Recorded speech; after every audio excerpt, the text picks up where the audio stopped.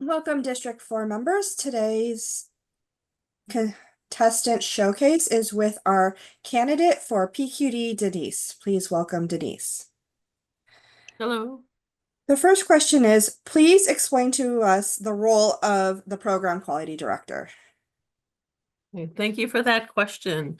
The role of the program quality director is to make sure that uh, that the clubs are following the Distinguished Club program and clubs um, are doing well, are successful, and also that club officers are being trained. Those are that's the main roles. Please explain your understanding of the fiduciary responsibilities of a district leader and how your experience relates. All right. So a fiduciary is someone that safeguards personal information. And so at both my job as a customer service, I am safeguarding customer information and financial information, personal information, and then same with my business as a financial services professional. You must safeguard your customers' personal information and financial information. As you know, these days there's a lot of hacking and things like that, so you got to be really use encryption and all these different things to make sure that their data is safe. How will you encourage members who haven't already to adopt pathways? That is a great question. Maybe I know we've had incentives like level up and things like that, but maybe we need more incentives to get members to enroll in pathways. Maybe that's the only way because I know there's we do need a lot. We do need a lot of people to enroll in pathways. It's pathways is it, and yeah, maybe some incentives would be helpful. Describe how you lead a team. So I believe in collaboration with the members of the team. I want to get the opinions of all of the members of the team and have a discussion and try to come to a agreeable conclusion to whatever the issue is. And if there is still some disagreement, then uh, have a vote and the majority rules. Finding volunteers can be difficult. Share how you will motivate members to be more involved in the district. Okay, that is a great question. Uh,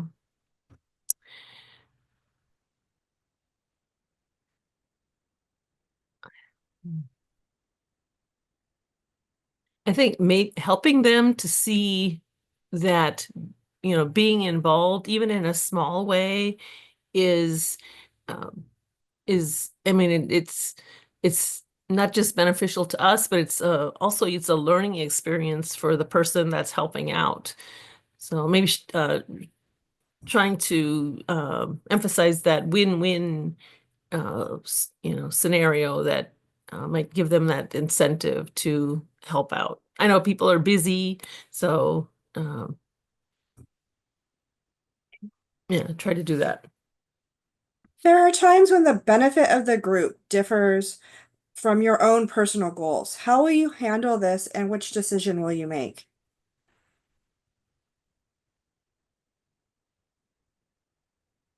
That's a good question.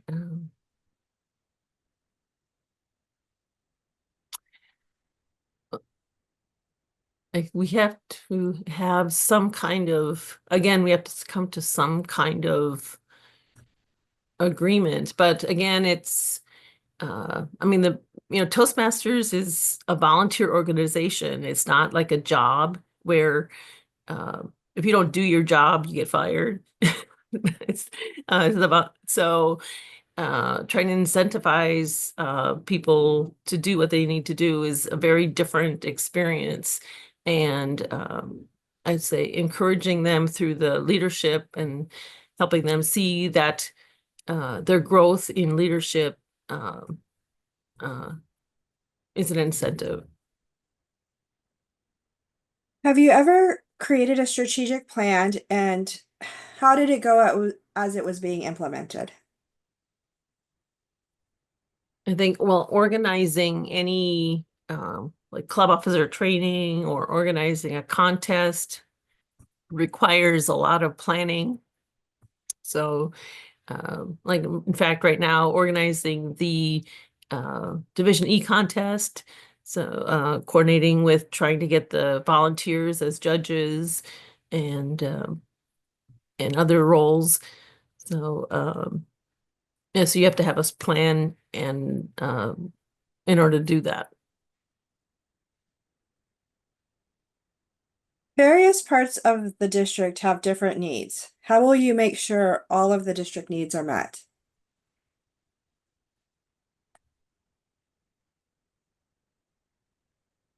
Well, first you want to make sure that the member is getting what they came to Toastmasters for. And that, because that is the most important thing. If we don't have them, if the member is not getting what they want out of Toastmasters, then they're going to leave. And so I think that's the first, that's where it starts. And and I think if you, again, it's a win-win, always creating that win-win-win scenario. If the member's getting what they want, and then the club, the area, division, district will get what they want. How will you ensure quality officer training? I will continue to make sure that the trainers are well trained. In fact, I was thinking I'd like to have another like a train the trainer event to make sure that all of the trainers are well trained to do that. And also uh, I was thinking of doing a survey of the members to see what exactly do they want out of the club officer training, so they can learn from it and yeah, learn from it and get something out of it. And maybe there will be more attendance if they feel like they're gonna really, I mean, not that they're not learning anything, but want to make sure that they feel that they are getting something out of it. There a time when you had to ask for help?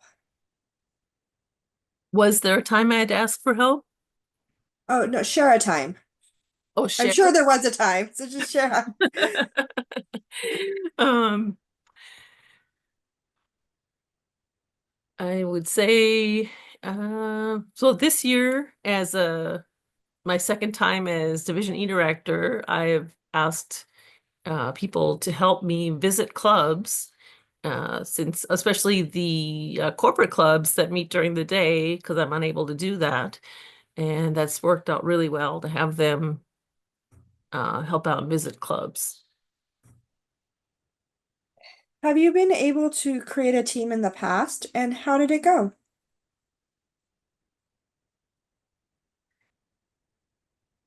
So several years ago, when I was the Division B director, I had a really I had four, I thought, really great area directors. I thought we worked really well together, um, and we planned out our. They all did majority of their club visits, and we planned out all the area contests and the division contest. And I think it was we really worked well as a team. How have your past district leadership experiences prepared you for this role?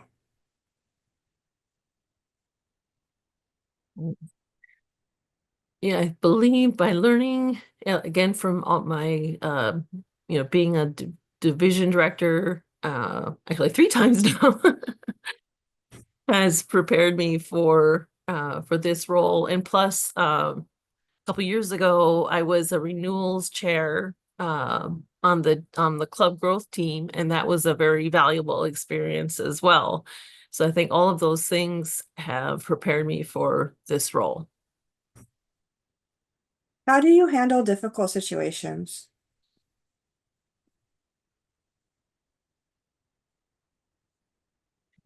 Well, I try to deal with the situation the best I can. I mean, if it's a person, then talk to the person, or whatever the situation, you just try to deal with the situation the best you can.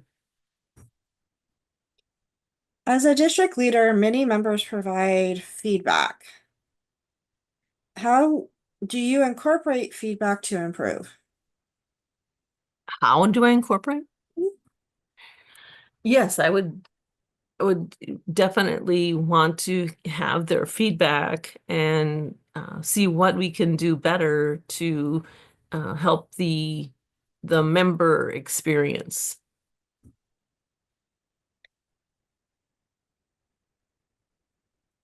What innovative ideas will you bring to your role? Innovative. As I mentioned earlier, I'd like to, I'd like to make sure that maybe do more of the train the trainer, and I would like to again do a survey of the members to find out what they want to get out of club officer training, and also as far as uh, like for the TLIs, the Toastmaster Leadership Institutes. I mean, what subjects do they want to learn about? Um, so we can have like topics and speakers that are things that will generate their interest and get more attendance out of the TLI and the club officer training.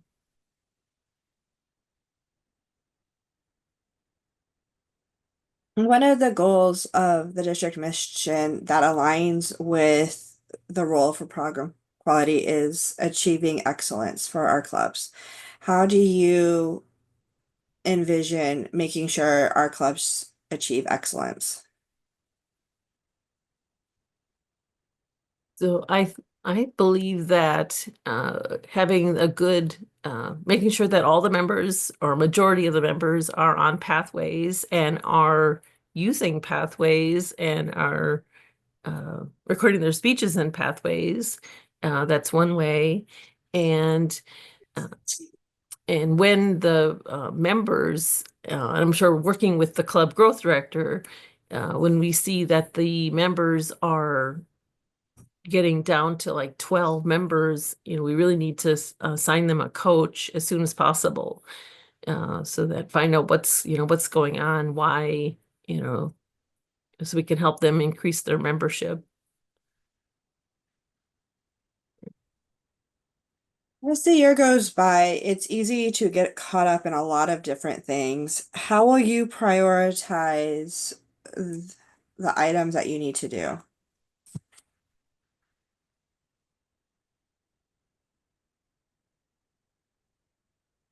Well, you want to have a list and have a calendar of all the things that you need to do, and make sure that the most important things get done first. Like you want to make sure that like the club officer training gets done, and make sure that twice a year, make sure that the area and the division contests get done, and then start planning for the annual conference, and also plan for the TLIs.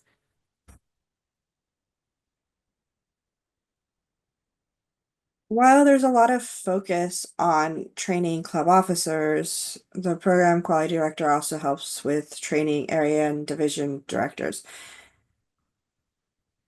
How do you plan on making sure that their training is also of equal high quality?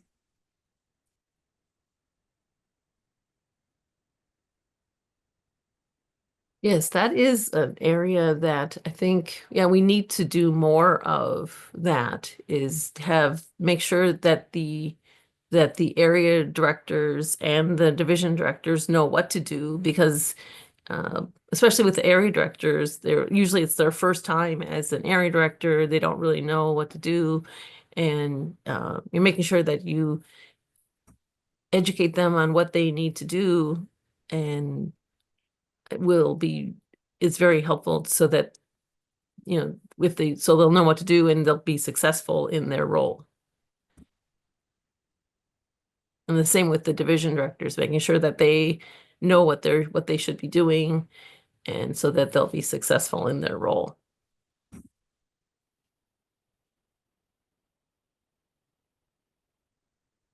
Oh, and one more thing, I wanted to say that I think like when I was renewals chair a few years ago, I'd like to see more communication with the area director, the division director, and the top four.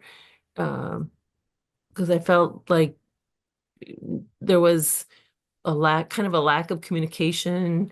So I'd like to see more communication so we're all on the same page, working with the clubs, to make sure that like the renewals are done and if there's a problem, like if they need a coach, get them a coach.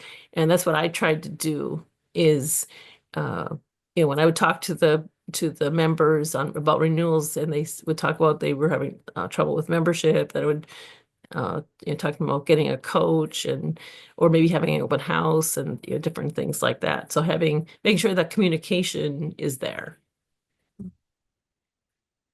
Being distinguished is an important goal for all district leaders. However, in the home stretch, some leaders resort to unethical practices in order to achieve distinguished status. What should be done to prevent this from happening, and how can this be monitored, and what consequences for those who engage in this activity?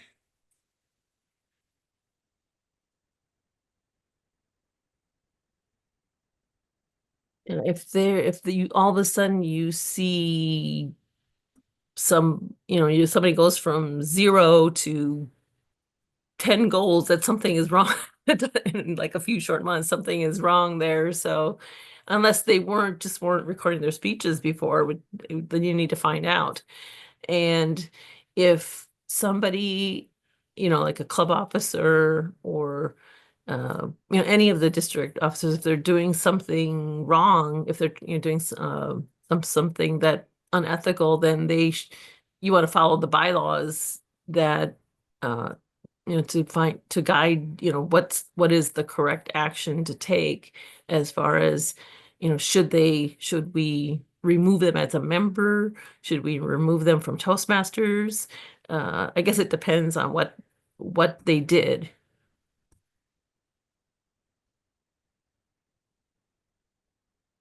Tell us about a time where you've led progressive change that was not widely embraced, and how did you do this?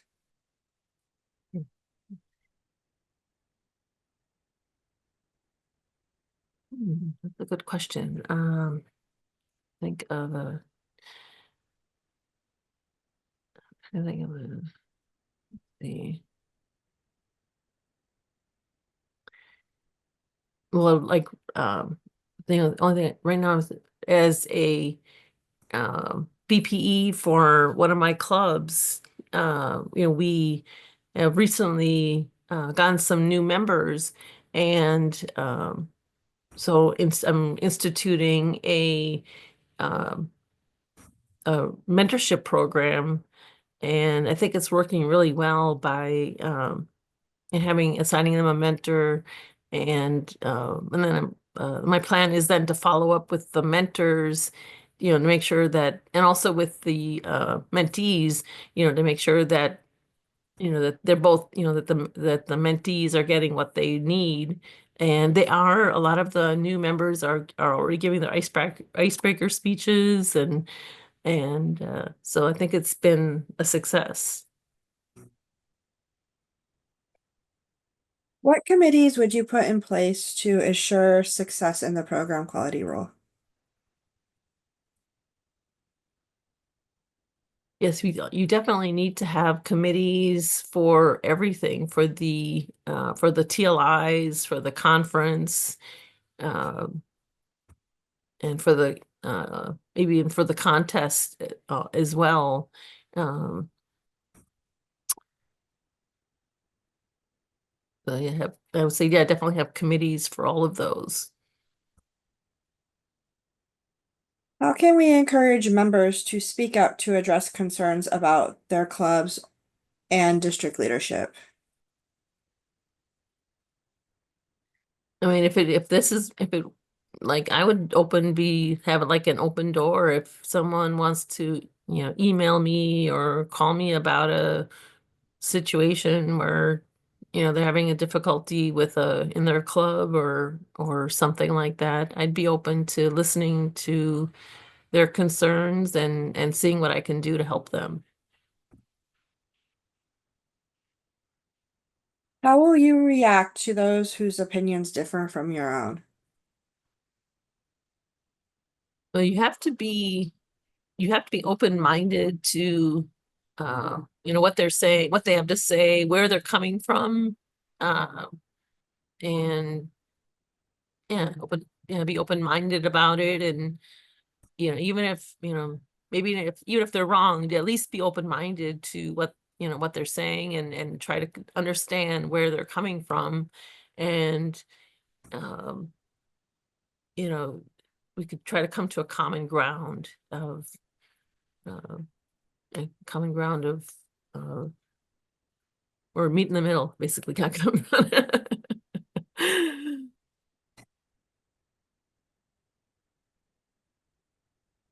Please provide a specific example of when you have inspired a group of Toastmasters to take action to serve our members.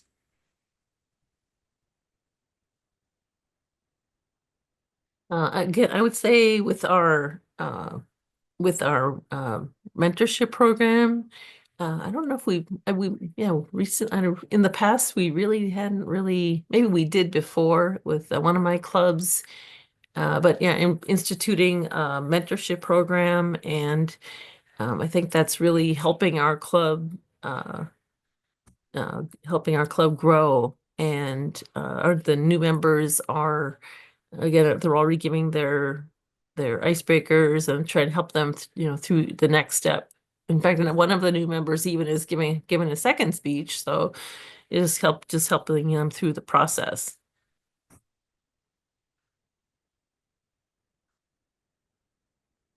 Share about an influential mentor in your journey through district leadership.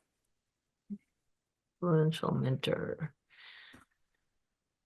I've had a lot of influential mentors throughout the years. So I don't know if I can really pinpoint to any particular one.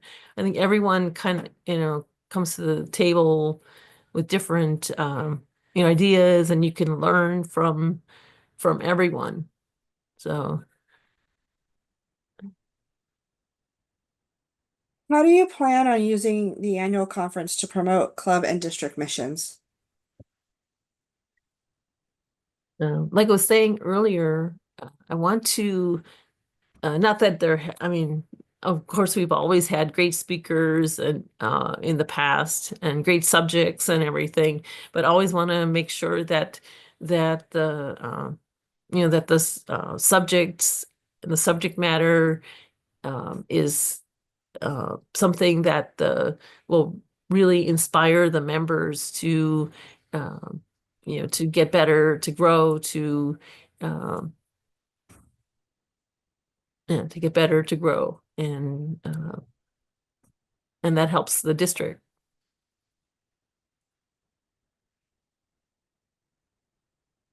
Do you feel there should be an advisory committee to help the district leaders? I feel, um, I mean, we already have like the regional leaders So, but beyond that, I don't know if that's necessary. Um,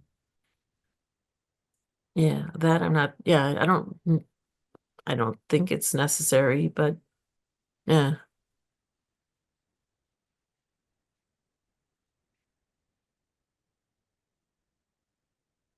Can you share a time when you encountered a problematic situation and how you resolved it? Okay, so a few years ago, um, I had a member of one of my clubs that was a member of multiple clubs, and um, so so he won the so he won all the club contests, but then he wanted to compete in more than one area contest, and I told him, no, you can't do that. It's against the rules. And this person got a little bit like, well, I'm a member, I pay, and all this stuff. And but I had to, explain to him that, you know, it's against the rules, and and then he finally understood. So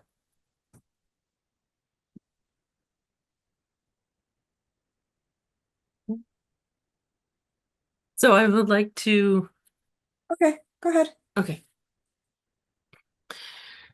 So thank you for this opportunity to a be a candidate for program quality director.